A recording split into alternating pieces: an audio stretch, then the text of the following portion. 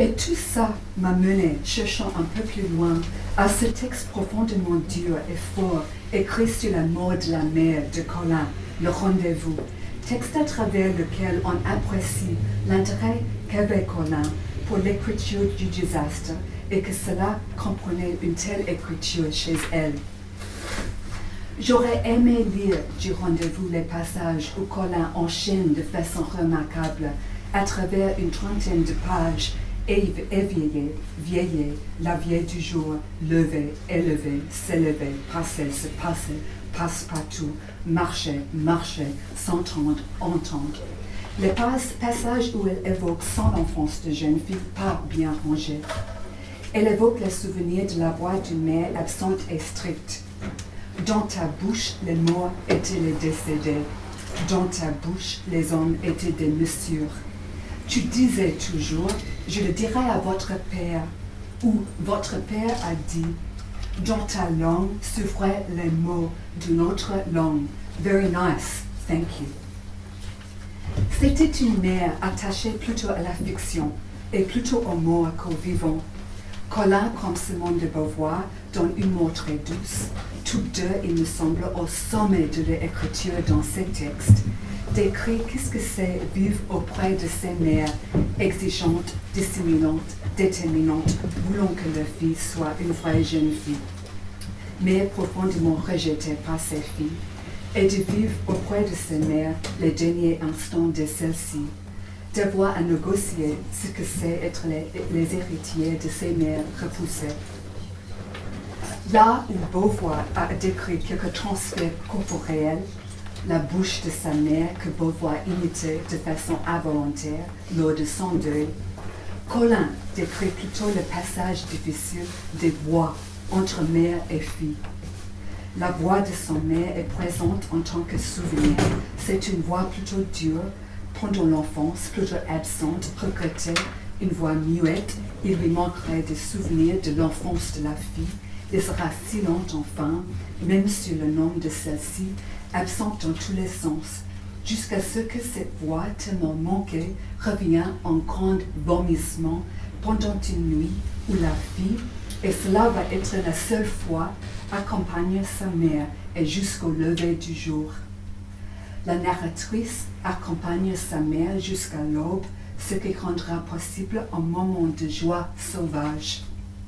Colin soulignait que la mort d'une proche pourrait être vécue cruellement, comme la possibilité de la voir plus près, même soumise à soi. Elle décrit ni moins la terreur de ce passage.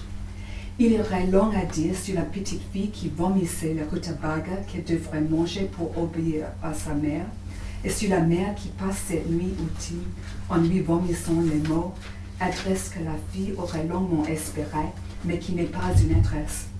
Il s'agit du reste d'une adresse manquante et destinateur et destinataire, adresse sans contenu, qui est pour autant d'une vérité nue, explosion, transmission des mots dans laquelle la fille Colin se reconnaît héritière et dans laquelle elle reconnaît également une tunique de Nessus. Si après ce passage terrible entre ces deux êtres, mère et fille, vient enfin le jour, il faudrait rappeler que ce triomphe est entouré de deux autres moments. Le premier où cette fille refuse, à cause de sa propre maladie, de venir vite à l'appel de sa mère, ne sachant pas que la mère passera bientôt 3 jours à demi inconsciente au pied de son livre. Le deuxième, la fille, pour qui il ne restera pas une suite au lever qu'elle réussit avec tant de peine à gagner, quittera cette mère tout simplement pour dormir, ce qui fera que la mère meurt après tout seule. Ce sont les défaites et les triomphes racontés sans moralité. Ce n'est pas qu'il faut se sauver, ni le contraire. Colin proposait un récit qui tenait à reconnaître qu'on lègue, qu'on hérite, les morts, les mots, les corps, les reflux d'explosion, les enfances affamées à vomir, les bouches bourrées à vomir, que ces legs pourraient donner lieu à la voix de l'héritière, qu'il se peut qu'on réussisse à se sauver, que les victoires qui en résultent seraient en conséquence sauvages. les regrets non pas moins, surtout en ce que serait, disait-elle, à mépriser et en nulle part rédempteur. Donc je vais juste conclure en lisant ce passage de Colin. Donc il s'agit de son récit, Le Rendez-vous.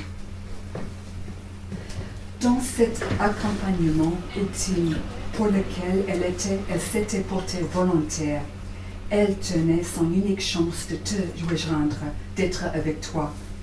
C'est à ce prix que pour la première fois de sa longue vie, elle serait celle à qui on parle. Que ce soit par choix ou par nécessité, est-ce que ça importe? Et elle a refermé la porte sur votre nuit à vous dans l'hôpital. Elle s'installa au pied de ton lit pour ce passage. Elle avait peur, mais elle voulait. Tu ne prononças pas son nom durant tout ce temps, ni aucun nom.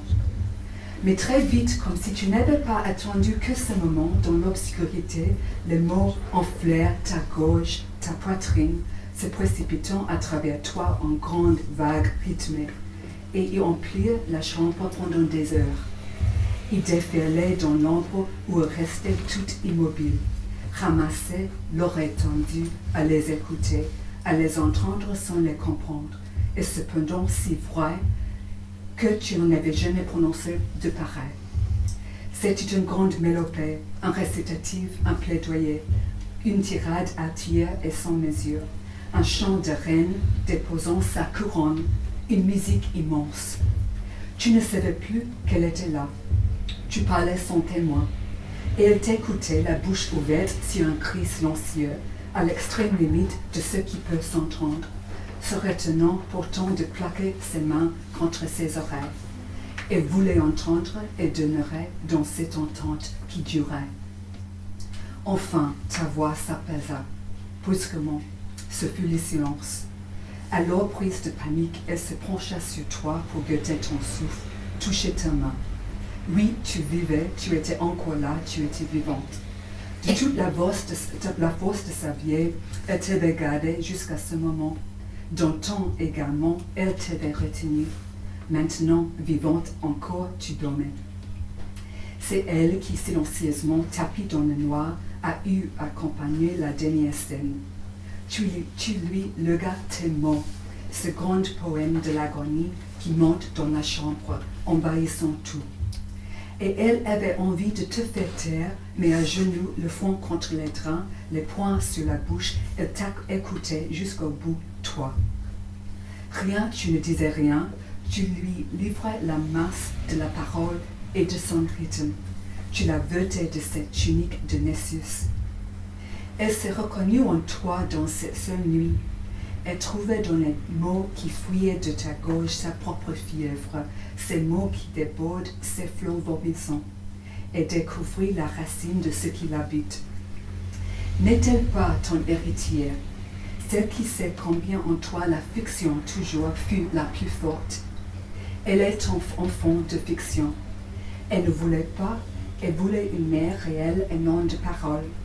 Elle voulait que tu sois de chair et d'os et que tu te souviens quand elle t'interrogeait sur son enfance.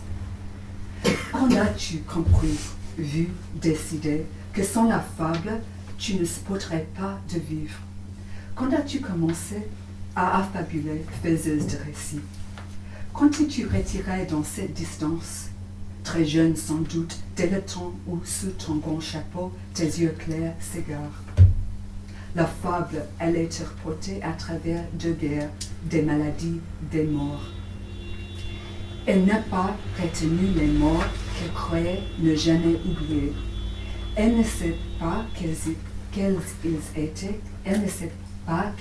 étaient, mais ils étaient d'une telle vérité qu'elle se mit la main devant la bouche pour ne pas crier. La vérité nue qu'elle avait réclamée, elle a vécue en ce moment et toute une nuit. Elle peut en témoigner, non la raconter.